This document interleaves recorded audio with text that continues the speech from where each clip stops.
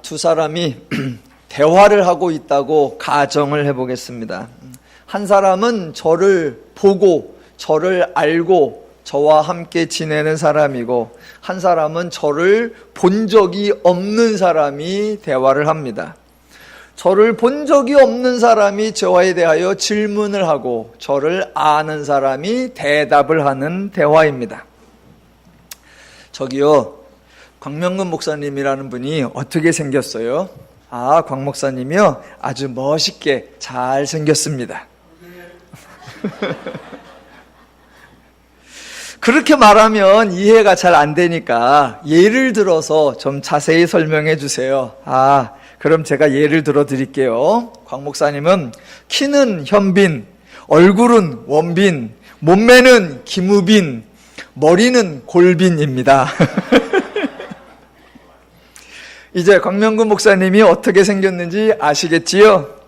아니요, 더 모르겠습니다. 여러 사람을 섞어 놓으니까 더 이해가 안 갑니다. 그럼 다른 방법이 없고요, 그냥 직접 만나 보셔야 합니다. 여기까지가 제가 지어낸 이야기입니다. 저를 본 적이 있는 사람이 저를 본 적이 없는 사람에게 저에 대하여 2번에 걸쳐 설명을 했습니다. 첫 번째는 아주 잘생겼습니다 였고, 두 번째는 현빈, 원빈, 김우빈을 예를 들어서 설명했습니다. 첫 번째 거보다는 두 번째가 조금 더 구체적이지만 결과적으로는 첫 번째나 두 번째나 다 소용이 없었습니다. 무엇인가를 설명할 때 상대방이 이해를 못하면 보충해서 조금 더 자세하게 설명하는 방식, 이해를 돕기 위해 첨가하는 교육 방식 중에 하나가 예를 들어 설명하는 것입니다.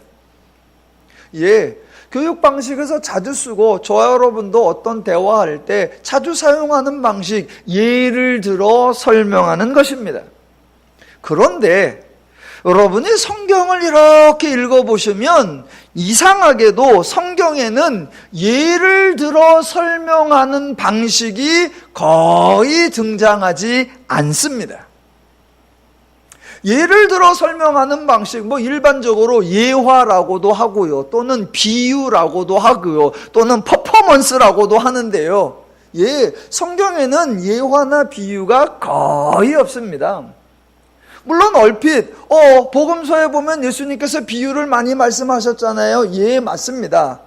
마태, 마가, 누가, 요한에서 중복되는 거 빼고 중복되는 걸 하나로 치면 대체로 한 30개 정도의 예수님의 비유가 등장하기는 합니다.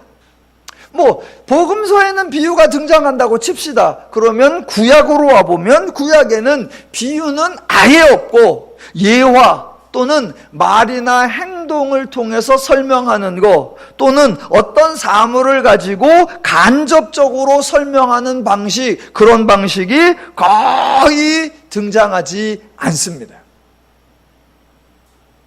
그러니까 저와 여러분이 이런 거를 조금 궁금해 하셔야 합니다.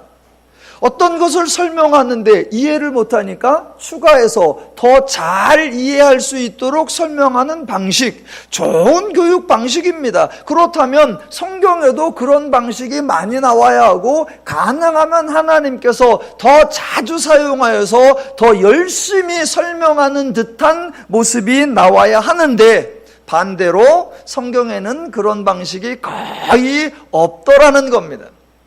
있느냐 없느냐라는 것을 단지 구별하는 정도가 아니라 왜 성경은 그런 방식을 사용하지 않을까? 그 교육 방식에 담겨져 있는 하나님의 방식과 죄의 방식, 죄인에 대한 세상과 기독교의 이해가 어떻게 다른가? 그것을 분별하시자라는 겁니다.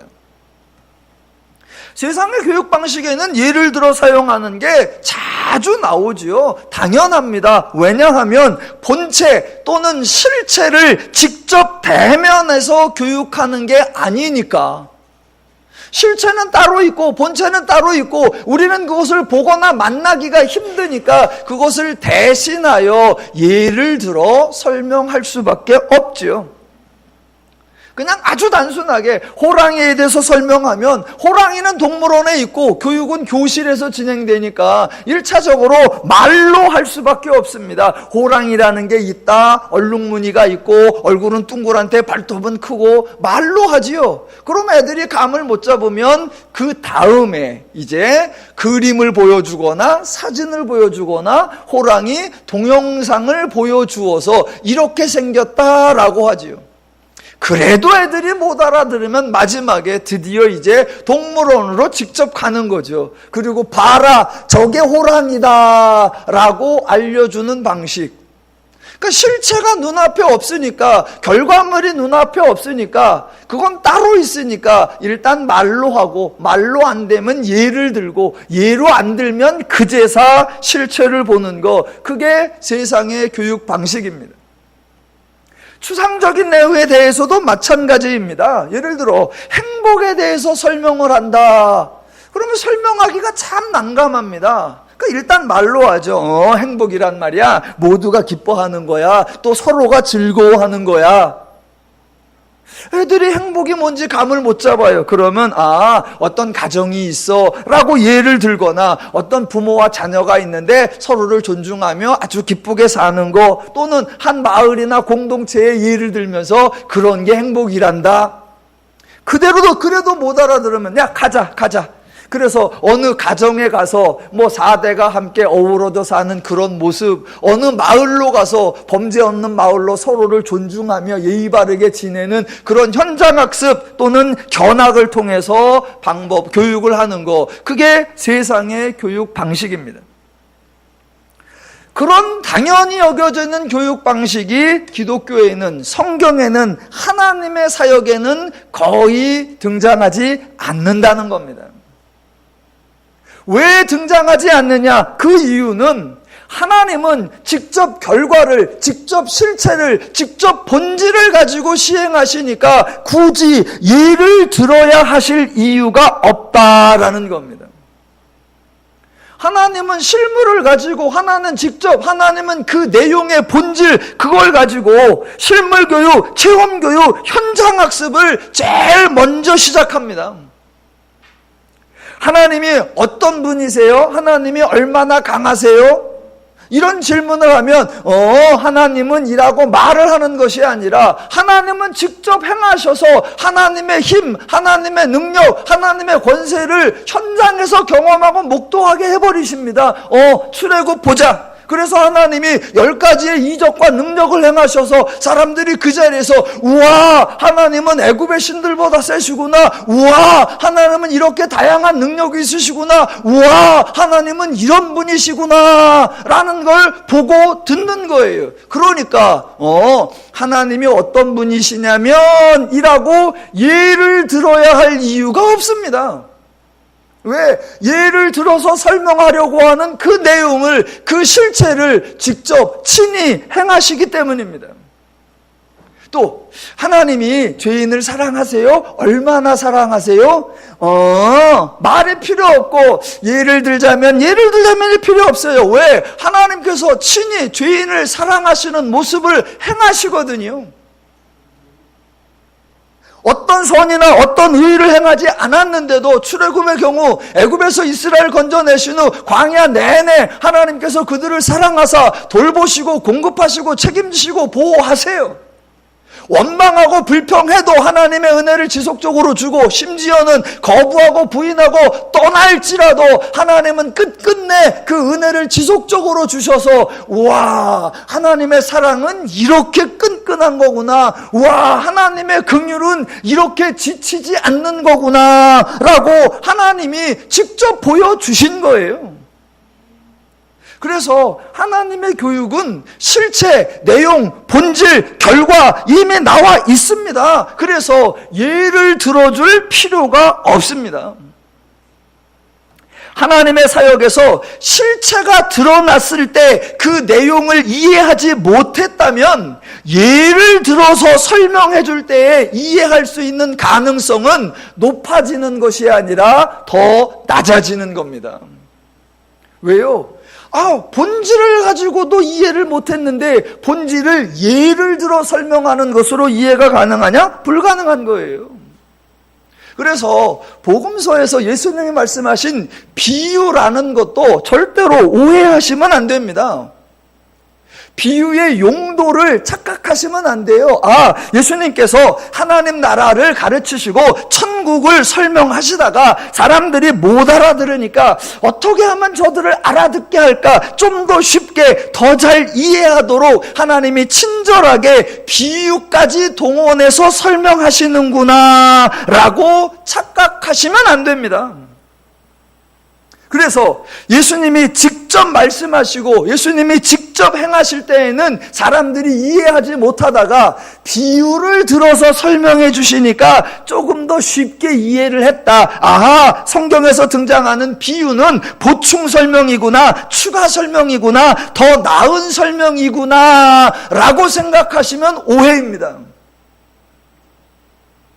예수님이 말씀하신 비유는 추가적 설명, 더 좋은 설명이 아니라 더 못한 설명이에요. 그러니까 예수님의 말씀이나 예수님의 사역을 통해서 예수님의 설명, 그 하나님 나라를 충분히 이해하지 못한 사람은 비유를 통해서 하나님 나라를 이해할 가능성이 더 없습니다. 하나님이 어떤 분이신지 예수님이 친히 육신을 입고 강림하셔서 보여주셨고 하나님의 나라가 어떤지 이미 보여주셨어요. 어떻게 죄인을 향하여 하나님이 찾아가시고 그 병든 자들을 고치시고 귀신 들린 자를 치유하시며 모든 가난한 자들을 하나님이 도우시는, 그래서 정죄하거나 심판하는 것이 아니라 자유와 해방을 얻게 하시는 거, 이게 바로 하나님의 나라고, 인간에겐 자격과 조건이 없을지라도 하나님이 수고해서 하나님의 은혜로 그들에게 자유와 평안을 준다. 이게 하나님의 나라다. 이미 예수님께서 말씀하시고 자신의 사역 가운데 실천하셨고 사람들에게 하나님 나라를 구현해 주셨습니다. 그런데 자기 눈앞에서 펼쳐지고 있는 그 하나님과 하나님의 은혜와 하나님의 긍휼과 하나님의 나라를 이해하지 못하는 사람이 예수께서 천국은 이와 같으니 라고 비유로 설명하시면 이해할 수 있겠느냐라는 거냐고. 비유에서 설명하는 내용, 비유가 설명하려고 하는 그 실체가 이미 드러나 있는데 그 실체를 보지 못하는 사람들이 비유를 설명해 준다고 해서 알아들을 수 있느냐? 전혀 없습니다. 그래서 성경에 보면 예수님께서 약 30여 가지의 비유를 설명하셨는데 비유를 듣고 실제로 그 비유를 이해한 사람이 단 한 명도 없습니다.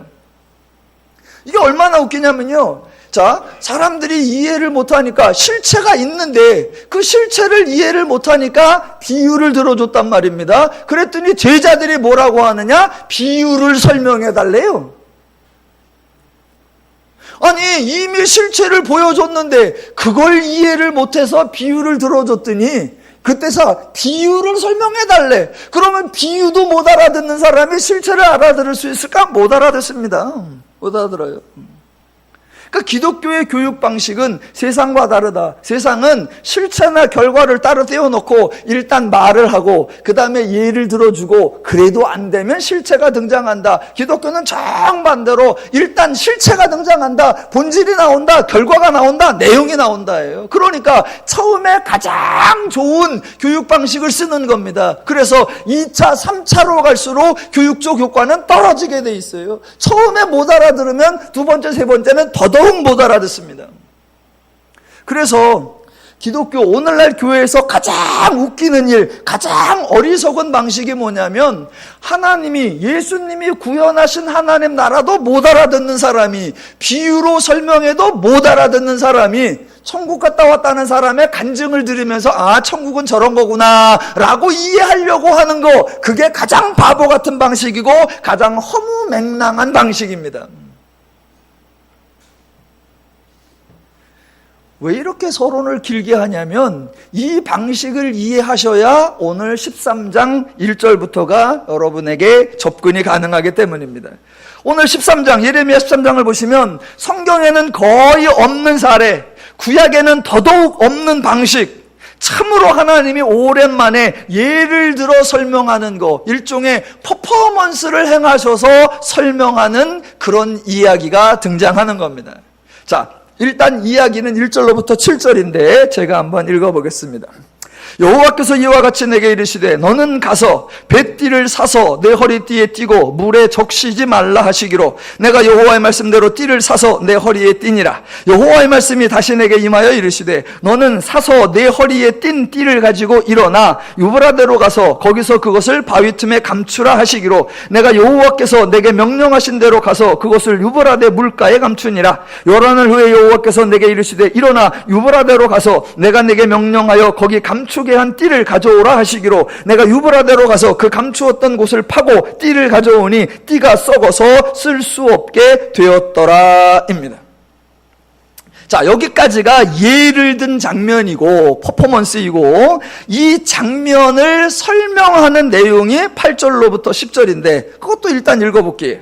여호와의 말씀이 내게 임하니라. 이르시되 여호와께서 이와 같이 말씀하시니라. 내가 유다의 교만과 예루살렘의 큰 교만을 이같이 썩게 하리라. 이 악한 백성이 내 말 듣기를 거절하고 그 마음에 완악한 대로 행하며 다른 신들을 따라 그를 섬기며 그에게 절하니 그들이 이 띠가 쓸 수 없음 같이 되리라. 여호와의 말씀이니라. 띠가 사람의 허리에 속한 같이 내가 이스라엘의 온 집과 유다 온 집으로 내게 속하게 하여 그들로 내 백성이 되게 하며 내 이름과 명예와 영광이 되게 하려 하였으나 그들이 듣지 아니하였느니라 입니다. 자, 읽으시면서 야, 이거 좀 뭔가 이상하다라고 느끼셨죠? 네, 느끼신 줄로 알겠습니다. 예, 이거 이상해요, 내용이. 왜냐하면 지금 하나님께서 뭔가 예를 들고 뭔가 퍼포먼스를 통하여 가르치시려고 합니다. 그러면 이 퍼포먼스를 들어야 하는 대상이 누구냐라는 겁니다. 하나님께서 뱃띠가 썩는 것처럼 썩게 만들 대상이 누구냐면 9절에 나오는 것처럼 유다의 교만과 예루살렘의 교만입니다. 그렇다면 자, 썩지 않는 뱃띠, 예레미야의 허리에 찬 뱃띠, 유브라다의 강에 바위 틈에 놓여진 뱃띠, 며칠 있다가 썩어서 쓸 수 없게 된 뱃띠, 이 일련의 퍼포먼스 과정을 보아야 하는 대상이 누구냐면 유다의 사람들과 예루살렘 사람들입니다. 하나님이 이들을 이렇게 썩게 만들겠다라고 퍼포먼스를 하니까 썩어질 사람들이 그거를 보아야 합니다.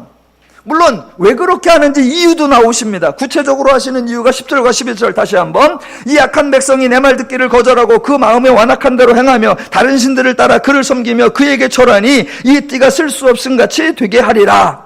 예, 하나님이 그들이 뭐라고 부르느냐면 악한 백성이다 그럽니다. 하나님께 속하여 하나님께서 영화롭게 하려고 했는데 하나님을 거절하고 다른 신들을 섬기니까 하나님께서 이 띠가 썩는 것처럼 너희들을 썩게 하리라 라고요. 그러면 대상이 악한 백성이니까 이 비유, 이 예화, 이 퍼포먼스를 직접 보아야 하는 게 누구냐? 대상이 그 백성들이에요. 백성들이 보아야 와, 우리를 저렇게 썩게 하신다는구나, 안 썩게 하려면 정신 차려야 되겠구나, 사람들에게 경각심을 일으키고 교육적 효과가 일어나게 하려면 사람들이 볼 수 있게 가능한 많은 사람들이 가능한 한 잘 보게, 가능하면 아주 리얼하게 볼 수 있게 하셔야죠. 그런데 지금 퍼포먼스가 어떻게 진행되냐면 몰래 진행돼요. 아니, 예레미야가 자, 띠를 하나 사다가 허리에 찹니다. 아니, 어떤 사람의 허리에 뭔 띠를 찼는지 어떻게 알아요? 그러려면 우아기를 벗고 띠를 몇 가지 배바지 입는 듯이 이렇게 하고 나서 이렇게 차고 다녀야 돼. 와, 저 사람이 희한한 걸 찼네? 뭐 이렇게 보여줘야죠. 그 다음에 그 띠를 유브라다의 강가에 갖다 감추라라고 해요. 감추면 그 띠가 어디 갔는 줄 알아요? 이렇게 뱃띠를 차고 허리띠를 차고 다니다가 하루는 딱 불러서 자, 이 뱃띠 물에 버리러 갑니다. 여러분 오십시오, 오십시오. 떠들고 다니면서 강가에 푹 던져서 사람들이 다 보게 해야지요. 보게. 그래서 지나가는 사람들이 오늘은 멀쩡하네. 한 2, 3일 지나다가 어머 저거 썩네. 한 열흘 지나면 어머 푹 썩었네. 모두가 보게 해야지요. 그래서 며칠 지난 다음에 자 오늘 뱃띠 찾으러 갑시다. 건지러 갑시다. 그래서 건지려고 하니까 다 푸석거려갖고 애매 폭 썩었네. 여러분 보셨죠? 여러분의 교만을 하나님께서 이렇게 썩게 하신답니다. 뭐 이래야 효과가 나잖아요. 근데 자기 혼자 띠 사다가 허리에 찼대. 여러분 제가 뭔 띠 찼는지 안 보이잖아요.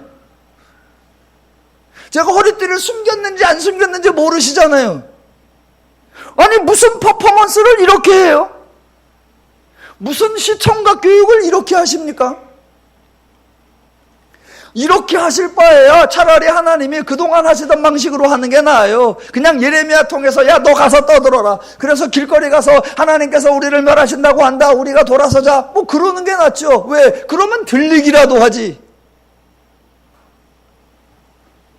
그러니까 지금 하나님이 뭔가 예를 들어서 설명하는 것 같고 사건을 통해서 설명하는 것 같고 퍼포먼스를 통해서 설명하는 것 같은데 하나 갖고 안 되니까 더 좋은 방식, 더 효과적인 방식, 더 영향력 있는 교육 방식을 동원하고 있는 거냐? 전혀 그렇지 않다는 겁니다. 이 사역을 통해서 이 퍼포먼스를 통해서 어떤 교육적 효과가 날 것을 하나님이 기대하고 계시느냐? 전혀 기대하지 않으신다는 겁니다. 왜 이렇게 할까? 예, 하나님의 방식과 세상의 교육 방식을 이해하시려고 하면 가장 기본적으로 인간에 대한 이해를 하셔야 됩니다. 기독교에서는 인간을 뭐라고 설명한다? 하나님에 대하여 죽은 자, 하나님에 대하여 일체의 이해나 반응을 할 수 없는 자, 다른 말로 죄인이라고 전제하기 때문에 이런 방식이 등장하는 겁니다. 기독교에서는 하나님이 아무리 교육을 잘해도 아무리 계시를 많이 해도 아무리 이적과 기적을 행하셔도 교육적 효과가 나지 않을 거다라고 성경은 선언해 버립니다. 하나님이 야 내가 요렇게 설명하면 저들이 이해를 할 거야. 설명 갖고 부족하면 이적과 기적을 행하면 저들이 깜짝 놀라서 뭔가 반응을 보일 거야. 그런 기대를 가지고 하나님이 사역을 행하는 게 아니라는 거예요. 하나님은 인간에게 그런 교육적 효과 전혀 기대하지 않으십니다. 왜냐하면 인간은, 죄인은 하나님에 대하여 죽은 존재다라는 사실 때문입니다. 하나님에 대하여 완벽히 죽어있고 하나님에 대하여 무지한 자이기 때문에 아무리 설명해도 아무리 자세히 아무리 친절히 아무리 퍼포먼스를 통해도 죄인이 하나님을 이해할 수 없다. 그게 성경의 전제예요. 그러니까 예를 들어 설명하면 조금 더 나을까? 죄인에게 어떻게 하면 적절한 방법을 동원하면 나을까? 아니요. 하나님은 인간에게 어떤 교육에 대한 적절한 반응이 나오기를 전혀 기대하지 않으십니다. 오늘날 성도 말고요. 우리가 죄인이었을 때예요. 죄인이었을 때. 자, 그 말은 하나님이 죄인을 교육하기를 포기했다라는 의미가 아니라 정반대로 죄인은 하나님에 대하여 죽은 자요. 죄인에게는 교육적 효과를 기대할 수 없으면 이 모든 작업을 누가 하셔야 되느냐? 전적으로 하나님이 행하셔야 되고 전적으로 하나님이 책임지셔야 되고 못 알아듣는 존재라고 하면 방법론을 바꿀 것이 아니라 알아듣는 존재로 존재 자체를 변화시키고 새로운 피조물로 만들어 내야 하는 것, 그것부터 하나님이 하실 거다라는 하나님의 선언이 되는 겁니다. 나는 최선의 노력을 다했는데 내가 다 해도 네가 적절하게 받아들이고 네가 적절하게 이해하고 손뼉도 같이 마주쳐야 소리가 나는 거지. 나는 했는데 네가 안 받아들이면 그건 어쩔 수 없다. 내가 말을 우물가로 끌고는 갈 수 있어도 겨울에서 물을 마시는 건 말이 먹어야 돼. 내가 아무리 해도 너도 반응하지 않으면 그건 안 돼. 이런 말은 기독교에 소용되는 말이 아니에요. 기독교에서는 말해도 몰라. 왜? 존재가 그러니까. 그래? 그러면 존재부터 뒤집어 놓고 존재를 새롭게 만들어 놓고 죽은 자를 살려 놓고 죄인을 성도로 만들어 놓고 그 성도에게 하나님을 알게 하는 것, 그 모든 것이 전적으로 하나님의 책임이다라고 하나님이 선언하시는 겁니다. 자, 기독교는 인간을 죄인이라고, 하나님에 대하여 죽은 자, 하나님의 어떤 교육, 어떤 계시에도 반응하지 못하는 자라고 선언하는구나 라는 사실을 기억하시면 성경의 여러 표현들이 이게 무슨 말이냐 쉽게 또 바르게 이해하실 수 있습니다. 성경에 참으로 많은 표현이 나오는데 표현이 어떤 경우에는 표현일 수 있어요. 그게 단지 표현일 뿐이지 내용은 전혀 다른 차원일 수 있다는 겁니다. 그런데 인간이 죄인이고 하나님은 죄인에게 교육적 효과를 기대하는 게 아니구나 라는 것을 놓쳐버리면 성경에 나오는 표현에 대하여 정말 엉뚱한 반응이 나온다는 겁니다. 그게 어디냐? 15절이에요.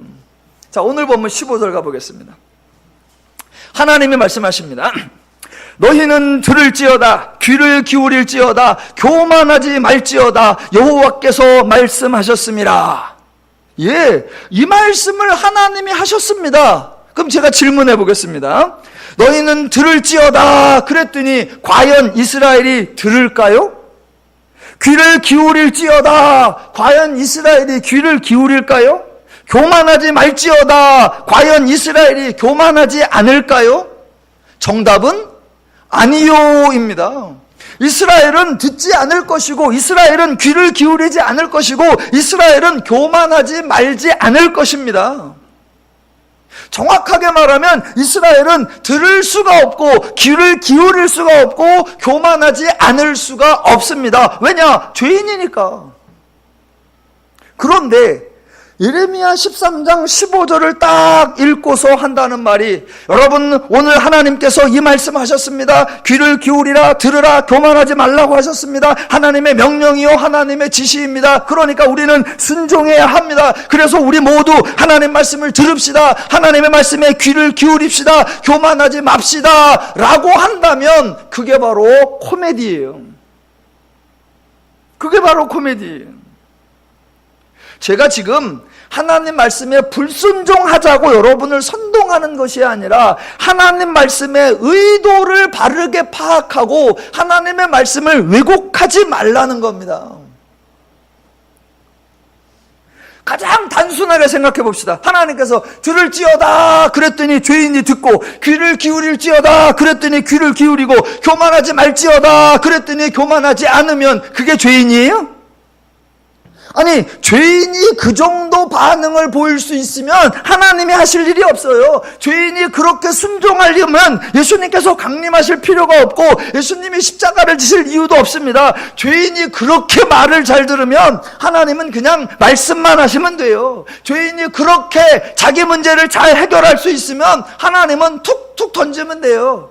너희들 죄에게서 벗어나라. 끝. 너희들 사탄에서 노임받으라. 하나님이 그렇게 말씀하시니까 죄인들이 하나님의 명령이야, 하나님의 지시야, 그러니까 우리 죄를 벗어나자. 그래서 벗어나더라. 와우, 죄인이 그렇게 전능해요? 그건 정말 코미디예요. 코미디. 지금 여러분이 저하고 예레미야 13장을 읽는데 한 20장 더 나가면 예레미야 33장이 나오는데 33장에 가보면 유명한 구절이 있습니다. 여러분이 다 아시는 구절, 여러분이 다 아시는 만큼 오해하고 왜곡하는 구절 읽어볼게요. 예레미야 33장 3절. 너는 내게 부르짖으라. 내가 내게 응답하겠고 내가 알지 못하는 크고 은밀한 일을 내게 보이리라. 이 구절 나오면 벌써 설교 제목 딱 머리에 떠오르시죠? 부르짖으라. 설교 한번 해볼게요. 예화. 아멘 하시면 영벌에 들어간다 그랬습니다. 너는 내게 부르짖으라. 설교가 이렇게 되죠. 여러분 오늘 성경 본문에 보니까 하나님께서는 복을 주시려고 하는데, 하나님은 큰 역사를 펼치려고 하는데 우리가 부르짖지 않아서 응답을 못 받고 부르짖지 않아서 체험을 못하고 부르짖지 않아서 복을 못 받는다고 하십니다. 여러분 하나님께 부르짖읍시다. 하나님께 간구합시다. 그러면 하나님께서 크고 은밀한 일을 이루어 주실 줄로 믿습니다. 다 같이 부르짖읍시다. 와우, 이렇게 비복음적일 수가. 신약으로도 가볼까요? 복음서에서도 마찬가지입니다. 분명히 말씀드립니다. 하나님이나 예수님이 틀린 말씀을 한다는 것이 아니라 왜 그렇게 말씀하는가를 우리가 모르고 오해하더라는 겁니다. 자, 구약이라는 게 성경에서 어떤 위치를 차지하나, 복음서에가 성경에서 어떤 위치를 차지하나, 그러니까 그 위치에서 그렇게 말씀하시는 의도가 뭘까, 이거를 잡아야 되는데 위치도 없고 의도도 없어 성경에 기록된 대로 그냥 확 믿어버려. 아니요. 그 중에 하나 예를 들어 보겠습니다. 마태복음 8장 13절, 예수께서 백부장에게 이르시되 가라, 내 믿은 대로 될지어다 하시니 그 즉시 하인이 나으니라. 과연 그럴까요? 만약 결국 인간의 믿음대로 된다면 굳이 예수가 오셔야 되는 이유가 뭐예요? 지금 마태복음 8장이면 아직 십자가 사건이 이루어지기 한참 전인데 그때 이미 믿은 대로 될 것 같으면 예수님이 십자가 안 지셔도 되잖아요. 그런데 더 의아한 것은 그 말을 한 사람, 믿은 대로 된 그 사람이 누구냐? 백부장이에요. 믿은 사람은 백부장인데 나은 사람은 하인이에요. 이 이야기가 마태복음 8장 5절부터 13절까지 나오는데 그 5절부터 13절까지의 하인은 콧배기도 안 비칩니다. 하인은 뭐 하고 있냐? 6절에 의하니까 내 하인이 중풍병으로 집에 누워 몹시 괴로워하나이다. 예, 집에 누워 있어요. 그러니까 예수를 찾아온 것도 병자 하인이 아니라 백부장이고 다만 말씀만 하옵소서 그러면 내 하인이 낫겠사옵나이다 라고 말한 사람도 정작 당사자인 하인 병자가 아니라 백부장이었어요. 병자는 믿지도 않았는데 나아버렸습니다. 믿은 대로 될지어다 본인이 아니어도 되는 거예요? 저는 만약 이게 본인이 아니어도 누가 믿으면 옆 사람이 난다 그러면 이 백부장이 왜 8장 13절에서 끝났을까? 그게 너무 속상해요. 왜? 이렇게 잘 믿는 사람이 집에 가만히 있지 말고 온 동네 돌아다니지 좀. 돌아다니고 이 집에 보니까 병자가 있어. 내가 보니까 말씀하시면 나을지라. 그러면 낫고, 말씀하시면 나을 줄로 믿는다. 그러면 낫고. 그럴 거 아니요. 온 동네에 믿음 있는 사람 하나만 다 고치겠네. 물론 저런 억지를 쓰냐? 예, 맞아요. 억지잖아요. 억지잖아요. 만약 그렇게 표현된 대로라면 우리는 예수님께 감사할 이유도 없습니다. 왜? 예수가 병을 고친 게 아니라 믿은 대로 됐다. 네 믿음대로 병자가 낫다. 그럼 예수님께 왜 감사해요? 그 병 나은 하인이 예수에게 감사할 이유가 없고 백부장에게 감사하면 돼요. 그 하인은 하나님의 은혜, 예수님의 은혜 언급할 필요 없고 오직 처음부터 끝까지 나의 주인 백부장님이시여 경배와 찬양을 드리나이다. 그러면 돼요. 이게 말이 돼요? 그러니까 성경에 이런 기록이 나온단 말입니다. 그 말씀을 지나가던 사람이 아니라 예수님이 말씀하셨단 말입니다. 그러니까 앞뒤 안 가리고 다 예수님이 말씀하셨으니까 이건 무조건 진리요. 그냥 그대로 다 믿어버린단 말입니다. 그게 말이 되냐고요. 제가 이렇게 말하고 나면 목사님 설교는요 은혜가 되긴 하는데 표현이 너무 세요. 너무 신랄해요. 아니요, 저는 온유한 거예요. 저는 상당히 부드러운 거예요. 정말 신랄한 게 뭔가, 정말 적나라한 게 뭔가 제가 한번 보여드릴게요. 그게 오늘 13장에 나와요.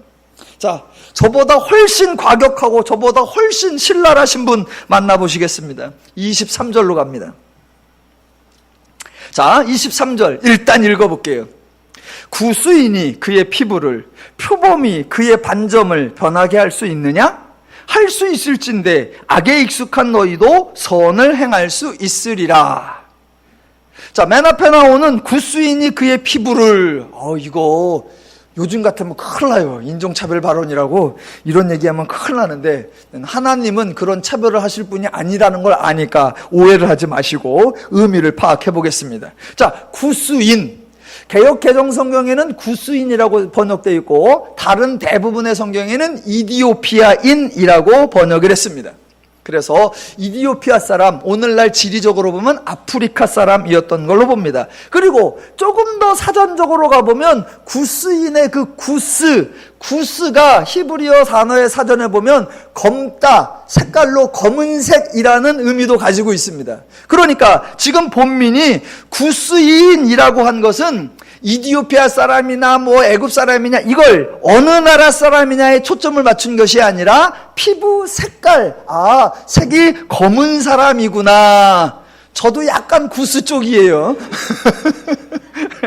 그러니까 우리 먼 조상님 되시는데, 하여튼 그 피부색 쪽에 초점을 맞추어서 구스인이라고 한 거예요. 그래서 굿뉴스 바이블이라고 하는 영어 성경 번역본에는 아예 요 구스인을 번역을 뭐라고 했냐면 A Black Man이라고 번역을 해놨어요. 자, 그걸 아시고 다시 한번 23절 볼게요. 구스인이 그의 피부를, 표범이 그의 반점을 변하게 할 수 있느냐? 예상되는 대답은 당연히 할 수 없다입니다. 그래서 이어지는 본문이 할 수 있을진데 악에 익숙한 너희도 선을 행할 수 있으리라. 지금 구약 성경에서 하나님은 죄인에 대하여 아주 단호하게, 아주 정확하게 선언하십니다. 뭐라고요? 악에 익숙한 너희는 선을 행할 수 없다. 이게 성경의 선언이에요. 악에 익숙한 너희 죄인들은 선을 행할 수 없다. 악에 익숙하다라는 표현이 익숙하다, 습관이 들었다, 악을 자주 종종 행한다, 그 정도가 아니에요.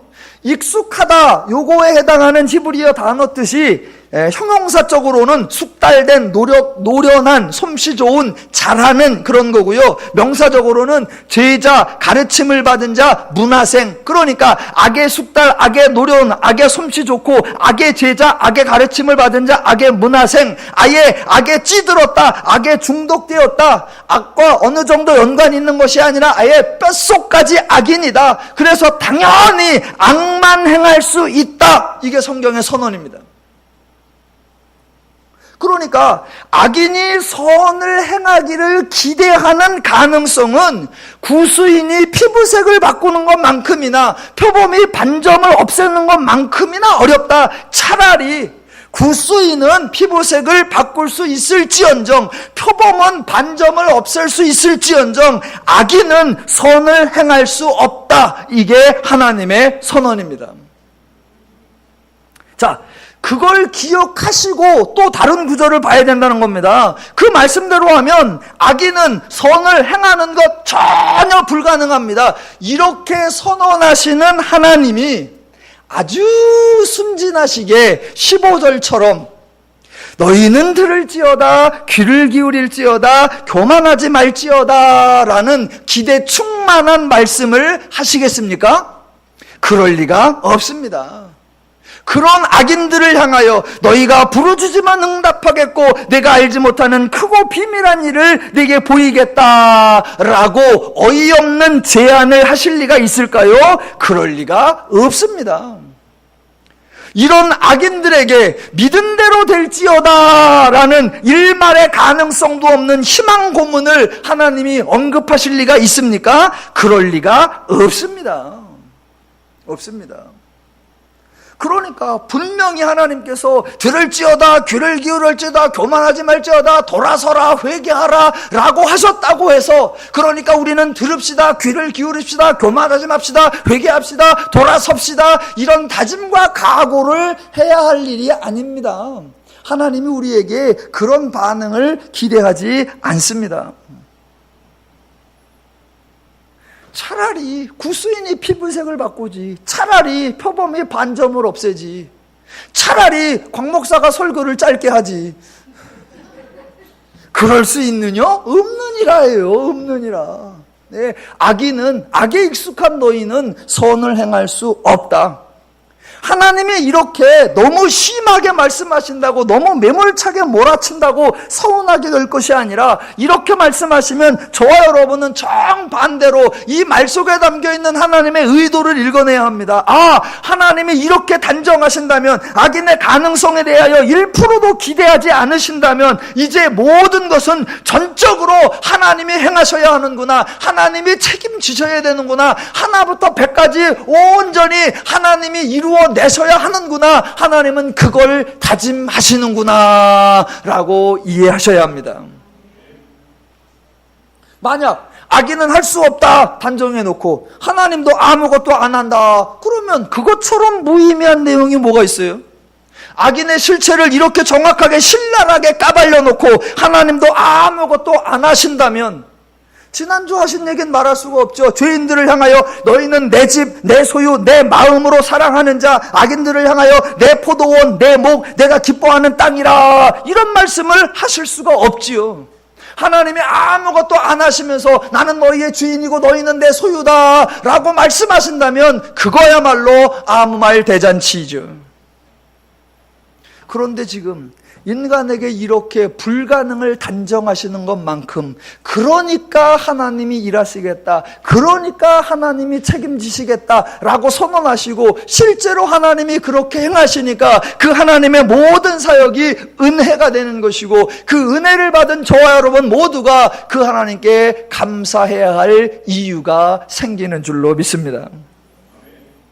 신약의 복음서, 예수님도 마찬가지예요. 예수님의 말 속에 담긴 그 의도를 잘 이해해야 합니다. 하나만 예를 들면 요한복음 14장 6절, 예수께서 이르시되 내가 곧 길이요 진리요 생명이니 나로 말미암지 않고는 아버지께로 올 자가 없느니라. 예, 그 말을 나로 말미암지 않고는 아버지께로 올 자가 없어, 그러니까 내 말 잘 들어, 그런 의미 절대로 아니죠.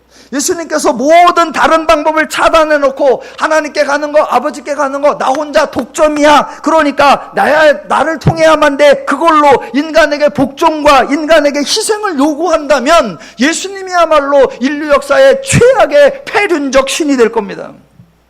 그러나 본문의 의미는 정반대죠. 너희들이 하고자 하는 모든 길 다 해봐라 되나 그걸로 안 된다, 너희들에게는 길이 없고 너희들에게는 방법이 없고 너희들에게는 수단이 없다, 그래서 내가 십자가를 짐으로 너희에게 길을 만들어주마, 그래서 내가 너희를 위하여 새로운 길과 진리와 생명을 열어주마, 하나님의 은혜가 되는 것입니다. 그런데 기독교를 반대하는 자들이 예수가 배타적이니, 예수가 독선적이니, 예수가 독재니, 다른 길을 다 차단하고 오직 예수만이라고 하는 이런 종교가 어딨냐? 아니요. 기독교는 그렇게 배타적인 종교가 아니라 길이 없으니, 생명이 없으니, 진리가 없으니, 수단이 없으니, 방법이 없으니 내가 그 길을 만들어주마, 하나님의 은혜의 선언이 되는 것입니다. 자, 23절을 다시 한번 잘 기억하시고 그 23절에 하나님의 역설적 패턴을 이제 12절로 14절까지, 그 중에 특별히 14절에 한번 적용을 해보겠습니다. 일단 12절로 14절을 한번 읽어볼게요. 그러므로 너는 이 말로 그들에게 이르기를 이스라엘의 하나님 여호와의 말씀에 모든 가죽 부대가 포도주로 차리라 하셨다 하라. 그리하면 그들이 내게 이르기를 모든 가죽 부대가 포도주로 찰 줄을 우리가 어찌 알지 못하리요 하리니 너는 다시 그들에게 이르기를 여호와의 말씀에 보라, 내가 이 땅의 모든 주민과 다윗의 왕위에 앉은 왕들과 제사장들과 선자들과 예루살렘 모든 주민으로 잔뜩 취하게 하고 또 그들로 피차 충돌하여 상하게 하되 부자 사이에도 그러하게 할 것이라. 내가 그들을 불쌍히 여기지 아니하며 사랑하지 아니하며 아끼지 아니하고 멸하리라 하셨다 하라. 여호와의 말씀이니라. 제가 13장 1절부터 11절까지를 설명드린 후에 15절을 잠깐 예를 들고 23절로 휙 넘어갔어요. 자, 그리고 이제 다시 12절로 넘어오는데, 왜냐하면 1절부터 쭉 해서 14절까지 가면 14절에 담겨있는 본문의 의도를 찾아내기가 힘들어요. 왜냐하면 앞에서부터 계속 이 띠가 썩은 것처럼 너희를 썩게 하리라, 너희를 멸하리라, 그리고 14절에도 멸하리라 라고 나오니까 다 멸한다는구나, 이렇게 오해할 가능성이 많습니다. 자, 그래서 반대로 뒤집어 온 거예요. 1절부터 10절까지 보면 벳디 비유를 통해 유다의 교만과 예루살렘의 교만을 이렇게 썩게 하리라 라고 했고, 그 이유가 뭐냐? 저들이 내 백성이 내 말 듣기를 거부하고 다른 신을 섬겼다 라고 했습니다. 자, 그 얘기가 나오고 하나 더 예를 들어든 게 포도 가죽 부대 이야기예요. 자, 잔뜩 취하게 해서 주민과 왕과 제사장과 선지자들이 다 마시게 한다. 그리고 하나님이 취하실 조치가 14절. 자, 앞에 9절에서는 유다의 교만과 예루살렘의 교만을 이 띠같이 썩게 하리라였고, 14절에서 하나님의 조치. 자, 중간부터에 나오죠. 내가 그들을 불쌍히 여기지 아니하며 사랑하지 아니하며 아끼지 아니하고 멸하리라 입니다. 말씀대로라고 하면 이스라엘은 완전히 끝장나는 거예요. 왜? 불쌍히도 여기지 아니하고 사랑하지도 아니하고 아끼지도 아니하고 멸하신다. 왜? 그들이 그렇게 교만하니까 이 띠가 썩는 것처럼 완전히 썩게 하고 멸하리라 라고 하나님이 이중적으로 거듭거듭 선언하셨습니다. 하나님이 이렇게 하실까요?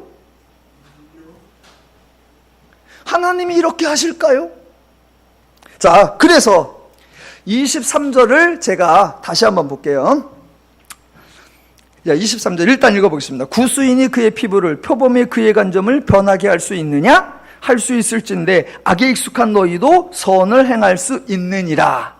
행할 수 없다는 거죠. 자, 요거를 23절을 그대로 패러디 해가지고 14절을 제가 읽어볼게요. 14절을 패러디 의미를 이해하셔야 돼요. 구수인이 그의 피부를 표범이 그의 반점을 변하게 할 수 있느냐? 할 수 있을진데 선에 익숙하시고 사랑에 익숙하신 하나님이 자기 백성을 멸할 수 있으리라.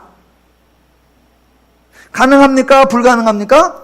불가능하다는 얘기죠. 예, 하나님이 그 사랑을, 여호와가 그 긍휼을, 이스라엘의 주인이 그 약속과 그 맹세를 버릴 수 없습니다. 그러니까 분명히 써있기로는 내가 그들을 불쌍히 여기지 아니하며 사랑하지 아니하며 아끼지 아니하며 멸하리라 라고 써 있어요. 다른 사람의 말도 아니고 하나님의 말씀입니다. 그런데 하나님이 이렇게 말씀하셨지만 이렇게 행할 수 있느냐? 없다예요. 없다. 그래서 성경의 다른 구절에 가보면 레위기 26장 44절에 이렇게 나옵니다. 그런즉 그들이 그들의 원수의 땅에 있을 때, 이스라엘이 패가 여포로로 갔을 때 내가 그들을 내버리지 아니하며 미워하지 아니하며 아주 멸하지 아니하고 그들과 맺은 내 언약을 폐하지 아니하리니 나는 여호와 그들의 하나님이 됨이니라. 표현상으로는 레위기 26장 44절과 예레미야 13장 14절이 정반대입니다. 한쪽에서는 사랑하지 않으리라, 아끼지 아니하리라, 불쌍히 여기지 아니라 멸하리라 라고 해놓고, 다른 곳에서는 절대로 멸하지 아니하고 미워하지 아니하고 내버리지 아니하고 약속을 폐하지 아니하리라. 어떤 게 진짜예요? 하나님에게서 두 가지 다른 말씀이 나올 수 있나요? 성경에도 모순과 충돌되는 하나님의 선언이 나올 수 있나요? 없습니다. 없어요. 그러니까 이렇게 표현되어 있을 때 왜 이렇게 표현하시고 그 표현 속에 담긴 하나님의 진짜 의도가 무엇인가, 그것을 읽어내셔야 한다는 겁니다. 마지막으로 패러디 한 번 더 복습하겠습니다. 그래서 여러분에게 질문해 보겠습니다. 둘 중에 하나를 고르십시오. 둘 중에 하나를. 다시 한 말씀드립니다. 잘 고르시면 영생에, 잘못 고르시면 영벌에 들어가시고, 영벌에 들어가시는 분은 슬피 울며 이를 갈미 있으리라. 자, 둘 중에 하나 고르십니다. 1번, 죄인의 성품에 딱 맞게 구수인이 그의 피부를, 표범이 그의 반점을 변하게 할 수 있느냐? 할 수 있을진데 악에 익숙한 너희도 선을 행할 수 있으리라. 이게 가능하다고요? 불가능하다고요? 예, 불가능합니다. 2번, 하나님의 성품과는 전혀 맞지 않게 내가 그들을 불쌍히 여기지 아니하며 사랑하지 아니하며 아끼지 아니하고 멸하리라. 이게 가능하다고요? 불가능하다고요? 불가능하단 말입니다. 불가능해요. 그래서 결론 1, 2번. 악에 익숙한 죄인이 선을 행하는 것과 긍휼에 익숙한 하나님이 백성을 멸하는 것 중에 어느 것이 더 힘들까요? 예, 악에 익숙한 죄인이 선을 행하는 것과 사랑에 익숙한 하나님이 자기 백성을 멸하는 것 중에 더 힘들고 더 불가능한 게 뭐냐? 사랑과 긍휼에 익숙하신 하나님이 자기 백성을 멸한다는 거, 그게 더 불가능합니다. 저 여러분은 지금 구약, 그 중에 예레미야를 상고하고 있는 중입니다. 저 여러분이 예레미야에 선포되는 것처럼 이렇게 회개가 불가능한 죄인, 변화가 불가능한 죄인, 선에 대해서는 생각도 행동도 할 수 없는 죄인이었습니다. 그런 저와 여러분을 위해 하나님이 은혜를 주셔서 성도가 되게 하셨습니다. 이제는 선한 생각도 할 수 있고 선한 행동도 할 수 있고 하나님의 마음과 심정과 원리도 아는 자가 되었습니다. 그렇게 할 수 없는 것을 할 수 있는 자가 되게 되었으니 모든 순간에 모든 일에 모든 사람에게 더욱 하나님의 마음과 심정으로 행하셔서 하나님의 은혜, 성도의 복락을 풍성히 누리며 사시기를 주님의 이름으로 축원합니다.